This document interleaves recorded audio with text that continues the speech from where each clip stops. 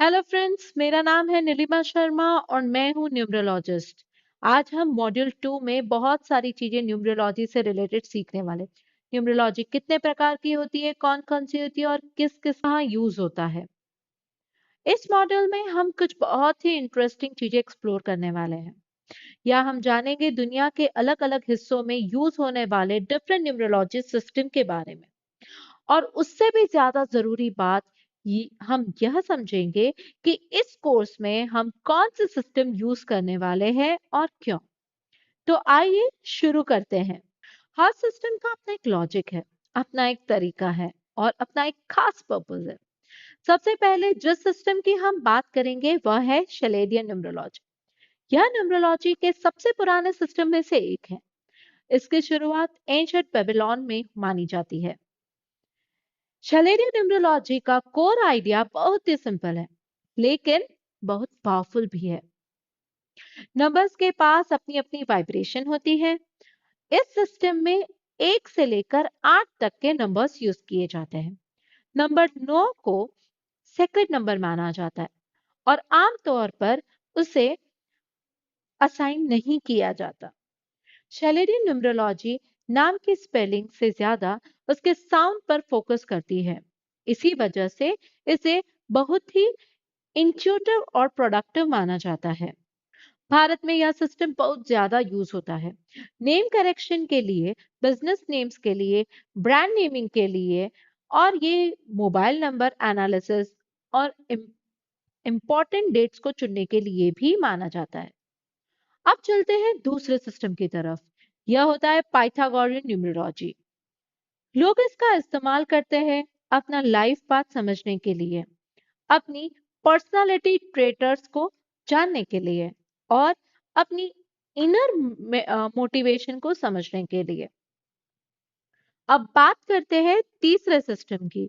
यह है वैदिक न्यूमरोलॉजी, जिसे इंडियन न्यूमरोलॉजी भी कहा जाता है। इसकी ओरिजिन भारत में है और यह वैदिक एस्ट्रोलॉजी से काफी क्लोजली कनेक्टेड है। यहाँ मेन आइडिया यह है कि नंबर्स पर प्लैनेट्स का इन्फ्लुएंस होता है, जिन्हें हम ग्रह भी कहते हैं। इस सिस्टम में डेट ऑफ बर्थ पर खास फोकस किया जाता है। यह मुख्य रूप से दो नंबर्स के साथ काम करती है। पहला, बर्थ नंबर, जिसे हम मूलांक भी कहते हैं। दूसरा, डेस्टिनी नंबर, जिसे हम भाग्यांक कहते हैं।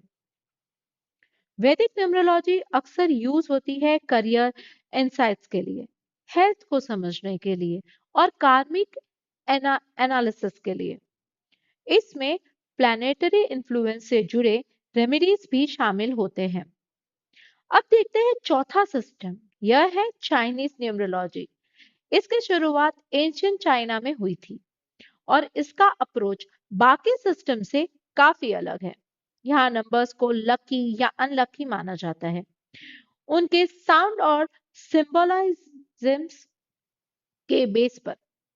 जैसे नंबर 8 को प्रोस्पेरिटी से जोड़ा जाता है, जबकि नंबर 4 को अक्सर अवॉइड किया जाता है।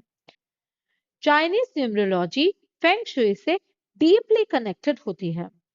यह ज्यादातर कल्चर, नेचर की होती है और पर्सनालिटी एनालिसिस पर कम फोकस करती है।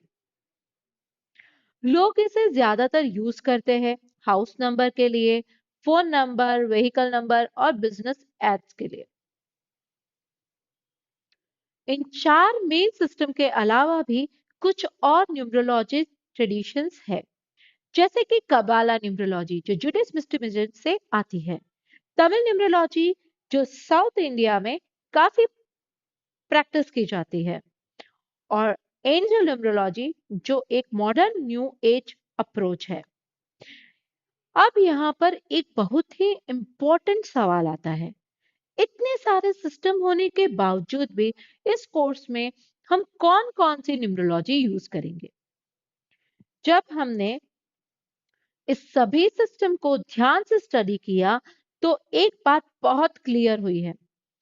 हर सिस्टम को अपनी स्ट्रेंथ है और हर सिस्टम की अपनी एक लिमिटेशंस भी है। इसीलिए हमारा गोल बहुत क्लियर है। हम प्रैक्टिकल रहना चाहते हैं।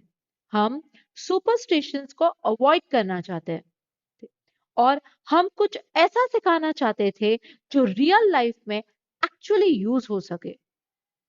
इसी वजह से यह कोर्स बहुत ही केयरफुली डिजाइन किया गया है। हम मेनली शलेडियन न्यूमरोलॉजी यूज करते हैं वाइब्रेशन फ्रीक्वेंसी समझने के लिए, खासकर नेम करेक्शन, बिजनेस और ब्रांड नेमिंग और मोबाइल नंबर एनालिसिस के लिए। साथ ही जहां जरूरत होती है वहां हम चाइनीज न्यूमरोलॉजी के कॉन्सेप्ट्स का भी यूज करते हैं बिहेवियर और एनवायरमेंटल इन्फ्लुएंसेस समझने के लिए।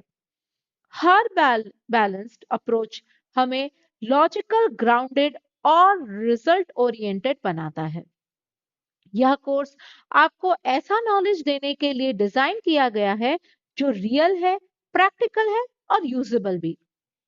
नेक्स्ट मॉड्यूल में हम थियोरी की बातें यहीं रोक देंगे और इस कॉन्सेप्ट को स्टेप बाय स्टेप अप्लाई करना शुरू करेंगे। आइए आगे बढ़ते हैं। Thank you.